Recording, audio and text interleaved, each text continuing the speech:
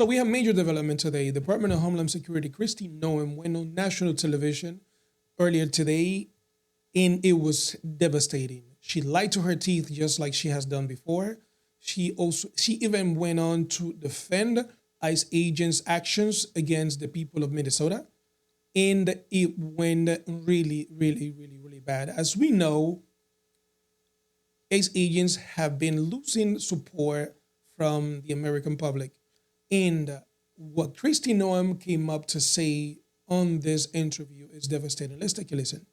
Well, DHS calls this the largest operation in its history, nearly 3,000 federal agents out there. Is this an open-ended deployment, or is there a metric for success that ends it? Well, I think every day we get a murderer off the streets of Minneapolis, the public is safer, and President Trump is keeping his promise to the American people. And we literally have arrested and detained thousands of illegal criminals in Minnesota since President Trump came back into the White House. And I've never met a family that ever said, oh, I wish you would have left that rapist free. I wish you would have left that murderer on the streets. So we're just so thankful that we have a president that's upholding the law and is determined to make sure that the laws are applied equally to everyone. As we heard this, her response to the question, she did not respond to it. She went on to the rhetorics of they are targeting criminals and deporting criminals, something we also know is not true. The numbers don't lie. And they have been targeting and deporting everyone they see fit the descriptions. Let's continue to listen. Minnesota's population of immigrants here illegally stands at 2.2%. So how do you judge when you've gotten everyone off the streets that you say is, requiring your federal agents be there? How do you say we've had mission accomplished? Well, we won't stop until we are sure that all the dangerous people are picked up, brought to justice, and then deported back to their home countries. You don't have a number or a date? We wouldn't be in this situation. Here's where the conversation, the interview becomes a little confrontational. As the interviewee of Face the Nation starts asking questions and punching on the questions to see if she can get a response from Kristi Noem. Kristi Noem continues to deflating the questions and just going back to her rhetorics. She is truly, truly, truly, truly. Let's continue to listen. We wouldn't be in this situation if Joe Biden hadn't allowed our open border policies to be in place and allowed up to 20 million people unvetted into this country. We have no idea. She goes back to the same safety zone that Trump does. Oh, if the Biden administration didn't such and such, they don't have an answer for the questions being asked. And the safety net is going back to the Biden administration. Yeah.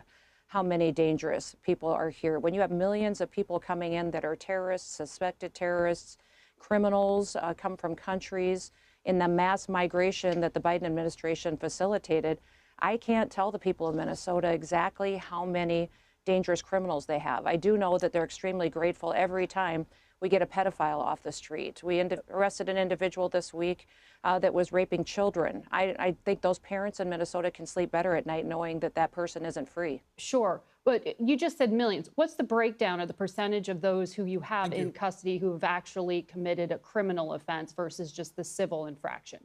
So here she asks the questions, what is the percentage of, because Kristi Noem says millions of criminals. What is the percentage of criminals versus civilians who are not criminals? Single individual has committed a crime, but 70% of them have committed or have charges against them on violent crimes and crimes that every single individual has committed a crime. Let that sink. Charged with or been convicted of that have come from other countries that are here illegally, first of all, and then they have committed a criminal act while they've been here or in their home countries as well. It's not 70%. Yes, it is. It absolutely is. 70% of everyone you guys keep changing your percentage. You pick and choose what numbers you think work, but that is the facts. Now there she is sort of attacking the interviewee from Face the Nation. You pick and choose the numbers that fit your narrative, right? It's exactly what Kristi Noem is doing right now. She is picking and choosing the numbers. 70% of the people that we have detained have charges against them or have been convicted of charges, and they need to be brought to justice. And we're going to keep doing that no matter how much you guys keep lying and don't tell the public the truth. It absolutely is that She just called the network and the reporter a liar on national television. She continues the rhetoric of attacking and deflating the response. enforcement officers are out there every day doing the work to protect the American people, and they will keep doing that because they believe in enforcing the law, which is exactly what President Trump has charged them with.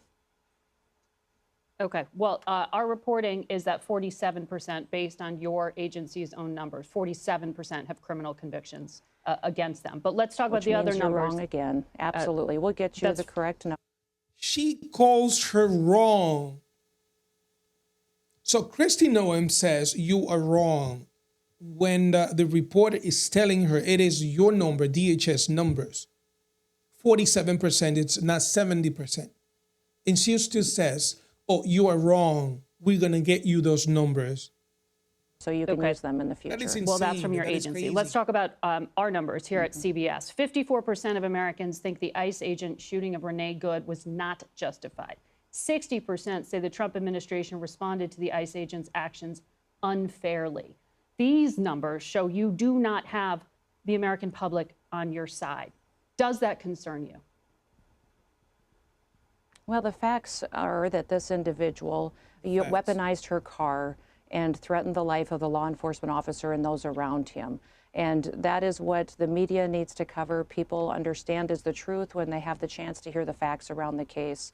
And this individual was impeding law enforcement operations for quite some time before this incident happened. It's a tragedy that this situation has happened in this country, and we hope there's never another situation like this before. But this officer relied on his training to defend his life and to defend those around him, and we're grateful that we're in a situation where we hope that more people don't weaponize their vehicles like this. We're seeing it happen over and over again.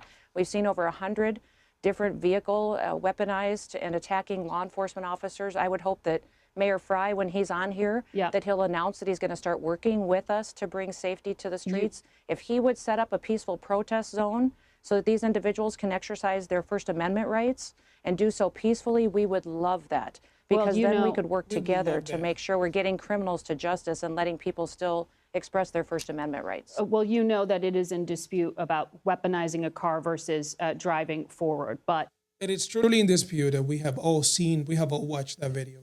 There was no weaponizing of that car. That vehicle tried to get away. Renee Nicole Good tried to get away from the officers. As she was doing that, she was shot 4 times. It has been already established by multiple videos. I'll put that aside. No, it's really Tell not. me about, Everybody can watch the videos and see that. well, let me talk to you about the officer, Jonathan Ross. Here's a good one. Here's an interesting one. When the reporter mentions Jonathan Ross by name, Kristi Noem she goes ballistic. Struck, he was hospitalized. Don't CBS say his name. I mean, for heaven's sakes, we shouldn't have people continue to dox law enforcement when they have an 8,000% increase in death threats against them. His name is published. Not only that, she was the first to name Jonathan Ross by name when she went on national television to lie for the first time after Renee Nicole's shooting. That doesn't mean it should continue to be said. His life, he got attacked with a car that was trying to take his life, and then the people have attacked him and his family, and they are in jeopardy. And we have law enforcement officers every day who are getting death threats and getting attacked at their hotels. Well, can you tell me about his status right now? Thrown at them and getting. Well, of course, no one condones violence against anyone, but here, CBS reported that he did have internal bleeding in the torso, but he was released that same day. So is he back at work? Did you give him the required 3 days of suspension?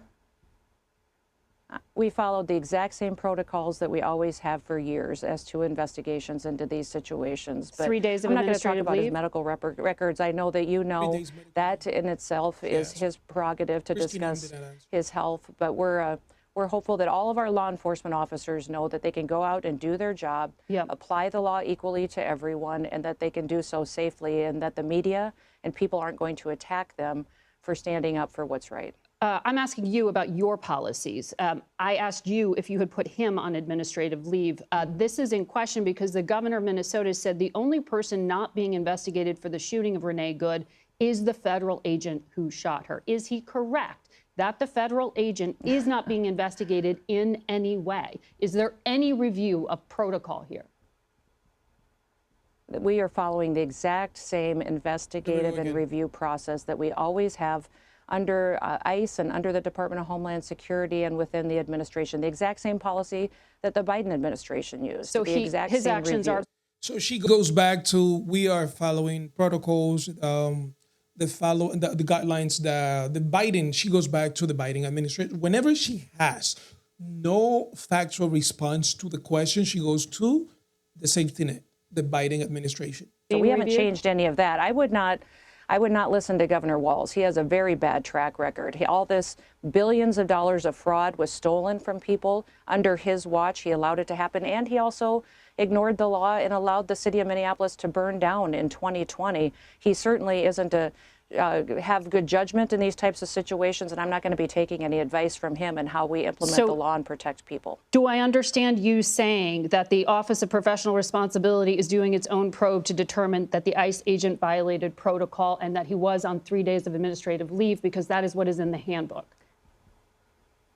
The protocol and the advice and the guidance within that handbook and within our policies is being followed exactly like it has been for years. Okay, so there is some review of his actions, is what I understand you saying there. Margaret, there always is. Every law enforcement officer knows that. When they take the oath to step up and to protect the public and put their lives on the line, they absolutely know that everything that they do will be analyzed and investigated. But also what I don't think they realized until just recently is how the liberals and the Democrats and the media would attack them and try to ruin their lives for doing what's right. And we're seeing in Minneapolis an unprecedented fraud history going on by elected leaders and individuals in that state, but also criminal activity, and it's being allowed to happen. When we did these operations in other cities across the country, we didn't see this kind of violence. We didn't see organized, funded protesters come in to conduct acts of violence against our law enforcement officers like we're seeing in Minneapolis. The elected leaders and Mayor Frey is allowing that to happen and allowing this kind of violence to happen when we didn't see it in Louisiana, we didn't see it in Florida, we didn't see it in other cities. We will talk to Frey about what's happening in his city. And we shouldn't have to be watching it here in Minneapolis. But we have heard, and I'm asking you here about the security of your agents that you say you are concerned about. The local police chief said your agents are being forced into situations out in Minneapolis that they're not prepared to deal with. And we looked, and the Government Accountability Office said back in 2021, most ICE agents are not trained to handle crowd control. So are you looking at expanding the training for the agents that you are putting in this situation that you describe as dangerous out in Minneapolis? They are absolutely trained for the situations that they're put in. We would never put an officer in a situation that they would be beyond their training and skill set. And so these are highly trained individuals that are here and in Minneapolis doing the operations they are. And frankly, the Minneapolis Chief of Police is not an expert. Absolutely, they are trained to that. They're special. Absolutely, they are trained in crowd control. We have seen all the videos everywhere in Minneapolis, how they have been handling crowd control. Do you believe that? Have you watched those videos? Are we watching the same videos of Minneapolis protesters being day in and day out abused violently by ICE agents? And Kristi Noem goes on national television to say that ICE agents are trained in crowd control. Does that look like an agent being trained in crowd control? Skill set is being utilized for where they are located and the jobs that they are doing in Minneapolis and across other cities across the country. They have an incredible amount of training that is ongoing throughout their careers. Do you want to in expand crowd that? control, in handling enforcement operations that they have. Do I want to expand it based on the Minneapolis police chief's advice? Well, some Not on his advice. No, but I will some continue Republican to use, lawmakers have called if for you that. remember, well, Republican lawmakers and Democrat lawmakers, they absolutely can continue to debate. That's what they're supposed to do, is work on policy and pass laws. What I know is that under the Department of Homeland Security has always been entrusted with training our federal law enforcement officers. We do it for many different agencies. We train those within the ATF, the DEA. We train those that are established across the country. Yep. We are the largest law enforcement operation and department in the government beyond the Department of War, and we're proud of that, and we've done it with excellence for years and are continuing to put the resources and people into our law enforcement officers. They need to change and to challenge these situations they're facing on the ground. Yeah, but you've described this situation as unique. You've acknowledged that. I want to talk to you about some of the incidents that the public has seen. There was a U.S. citizen, Aliyah Rahman, on her way to a medical appointment out in Minneapolis. She was dragged out of her car and detained. Video of her arrest was spreading on social media. There were allegations there of aggressive tactics. You've seen other incidents, for example, out in Minneapolis, this family with 6 children with one.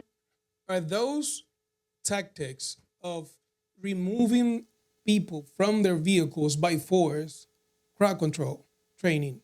Does that look like ICE agents trained in crowd control? That's not just that video. There has been so many videos, and I believe that during this interview, another video is going to be played where a person removed by force from his vehicle passes out. He looks like he is completely unalive, dead. Later, we find out that he is alive, but he is detained and was not provided medical attention. So let's continue to take a listen to this. Young as 6 months old got kind of caught in the incident as they were driving to basketball practice. Mm-hmm. The mother, Destiny Jackson, told CBS ICE agents stopped the car, told them to leave, but the agents were in the way, and they feared that they would have happened. See all that smoke? All that smoke is the ICE agents attacking civilians. Those are the agents who are trained in managing crowd control. That is crowd control management to them. And what happened to Renee Good? They didn't drive off. ICE released a canister of tear gas, and the mother just... Those are kids. Those are children. ICE agents are attacking children, our children. Giving her infant CPR. We're showing that video there. Do any of these tactics seem to you heavy-handed? That family was caught up in that situation because of violent protesters that were impeding law enforcement operations. And that family would have never been in that situation if those protesters had been acting peacefully. And law enforcement was able to do their job without being threatened. And so it's a terrible situation that family had to go through.